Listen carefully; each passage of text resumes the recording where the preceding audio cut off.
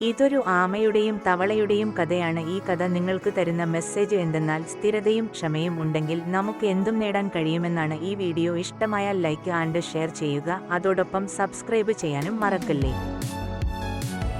ഒരിക്കൽ ഒരു തവളയും ആമയും കുളത്തിനരികിൽ കണ്ടുമുട്ടി.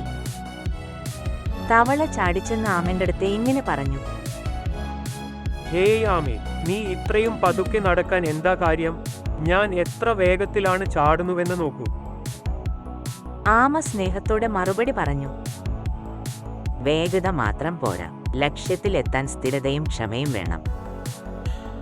എന്നാൽ ഒരു മത്സരം വയ്ക്കാം, തൊട്ടടുത്തു കാണുന്ന ഗ്രാമത്തിൽ ആരാദ്യം എത്തുന്നു എന്ന് നോക്കാം. തവള ആമയോട് പറഞ്ഞു. എന്നാൽ നോക്കാം എന്ന് ആമയും പറഞ്ഞു. അങ്ങനെ മത്സരം തുടങ്ങി.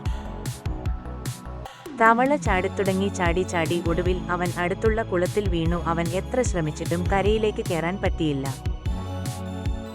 അതിനിടയിൽ ആമ മെല്ലെ നടന്ന് നേരെ ലക്ഷ്യത്തിലെത്തി. തവള പിന്നെ കുളത്തിൽ നിന്നെഴുന്നേറ്റ് നോക്കുമ്പോഴേക്കും ആമ മത്സരത്തിൽ വിജയിച്ചു. അവൻ മെല്ലെ കുളത്തിൽ നിന്നും കേറി ചാടി ചാടി ആമയുടെ അടുത്തെത്തി. ആമ തവളയോട് ഇങ്ങനെ പറഞ്ഞു: മുന്നേറണമെങ്കിൽ സ്ഥിരതയും ക്ഷമയും വേണം കൂട്ടുകാരാ. ഗുണപാഠം: വിജയിക്കാൻ വേഗമല്ല, സ്ഥിരതയും ക്ഷമയുമാണ് വേണ്ടതെന്നാണ് ഈ കഥ നമ്മെ പഠിപ്പിക്കുന്നത്.